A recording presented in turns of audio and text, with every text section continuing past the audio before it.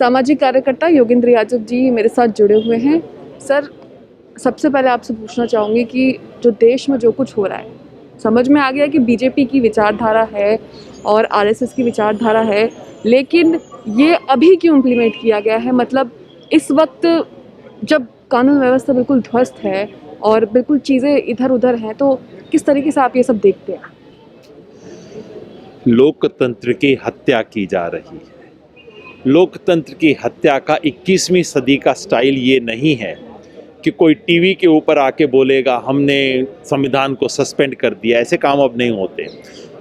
लोकतंत्र की हत्या अब रोज एक एक डेढ़ इंच करके जिबह किया जाता है लोकतंत्र को, चाहे रूस में हो, तुर्की में हो, हंगरी में हो, श्रीलंका में हो।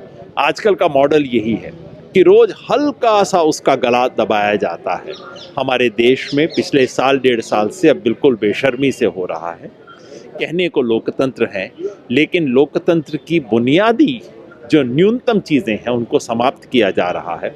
और उस बुनियादी बातों में से है विरोध का अधिकार। दुनिया भर में लोकतंत्र का इतिहास बताता है कि विरोध के आधार पर लोकतंत्र बनते हैं, और हमारे यहाँ उसी विरोध का गला घोंटने की कोशिश हो रही है। कहा जा रहा है कि आप सड़क पे विरोध नहीं कर सकते, अगर किया था तो झूठे मुकदमे बनाए जा रहे हैं। विद्यार्थियों से 50-50 लाख का मांगा जा रहा है श्योरिटी। कोई काला झंडा दिखाए तो उसके खिलाफ 302 मर्डर का मुकदमा बनाया जा रहा है। मतलब भूल के भी विरोध मत करना, मतलब लोकतंत्र नहीं चाहिए। जहाँ विरोध नहीं है वहाँ लोकतंत्र नहीं है। राम मनोहर लोहिया ने कहा था, जब सड़कें सूनी होती हैं तो संसद आवारा हो जाती है। यानी कि जो जमीन पर चल रहे संघर्ष और संसदीय लोकतंत्र के अंदर एक गहरा रिश्ता है। अगर जमीन पे संघर्ष नहीं होगा तो लोकतंत्र खत्म हो जाएगा। आज उसी बात को याद करने की ज़रूरत है, और हम सब आज यहाँ इसीलिए इकट्ठे हुए ताकि ये कह सकें कि हम सड़कों को खाली नहीं होने देंगे, शांतिपूर्वक तरीके से, अहिंसात्मक तरीके से, लेकिन अपना विरोध दर्ज करेंगे ताकि लोकतंत्र बचा रहे।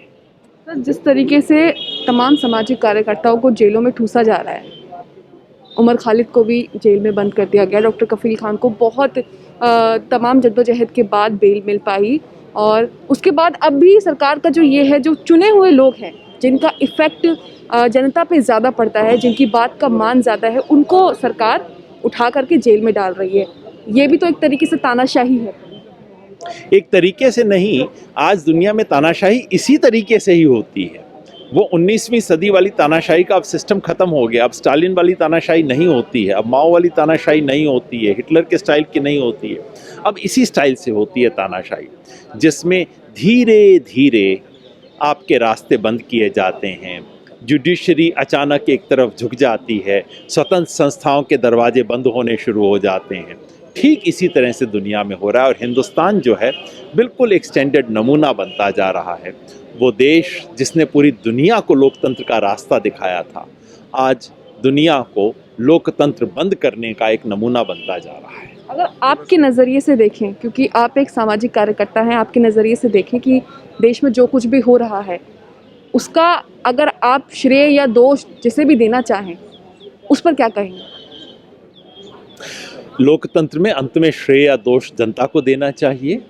अगर सत्ता में बैठे लोग ये कर रहे हैं तो दिक्कत ये है कि हम चुप हैं। श्रेय या दोष मीडिया को भी देना चाहिए। जितनी नफ़रत इस देश में फैलाई गई है पिछले कुछ सालों में, वो मीडिया के माध्यम से फैलाई गई है। और आज से 15-20 साल पहले, 20 साल बाद इस देश का हर पत्रकार शर्म से याद करेगा इस दौर को जिसके अंदर से आज मीडिया गुजरा है। दोष इस देश के तमाम संस्थाओं पे जो लोग बैठे हैं उनको देना चाहिए, और दोष जो सबसे बड़े सिंहासन पे बैठे हैं उन्हें देना चाहिए, क्योंकि इशारे वहीं से आते हैं। लोकतंत्र की हत्या वो लोग करते हैं जो लोकतंत्र के माध्यम से चुन के सबसे ऊंची कुर्सियों पे बैठते हैं। यही 21वीं सदी का मॉडल है, यही हो रहा है हमारे देश में। बहुत शुक्रिया। तो ये योगेंद्र यादव जी थे जिनसे हमने बात करी। जितना दोष सरकार का है उतना ही दोष जनता का, और उससे भी ज़्यादा मीडिया का। क्योंकि मीडिया अपना काम कहीं ना कहीं अब भूलती जा रही है। और अपनी बात में इसी का जिक्र किया योगेंद्र यादव जी ने। दिल्ली से न्यूज़ मैक्स के लिए कैमरामैन फयाज हुसैन के साथ मुन्ना। सभी अहम खबरों के लिए न्यूज़ MX को सब्सक्राइब करें, साथ ही बेल आइकॉन को जरूर दबाएं। लाइक, शेयर, कमेंट करना ना भूलें।